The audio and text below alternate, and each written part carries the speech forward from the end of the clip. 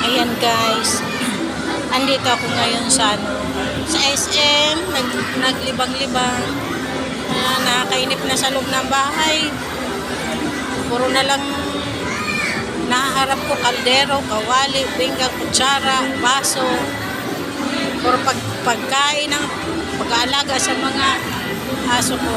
Sa pusa ko, nakakainip din pala na boboring na ako. Kaya dito ako ngayon tambay-tambay muna ako dito sa SM. Mamaya na ako uwi. Hanggang sa medyo yung pakiramdam ko na yung mawala-wala yung stress sa loob ng bahay na puro gawaing bahay na lang naharap ko sa araw-araw guys. Nakaka-boring din. Kaya dito muna ako, tambay-tambay muna. Kaya na lang ako na uwi. Pag nainip na ako, tsaka na lang ako uwi siguro. Dito muna ako.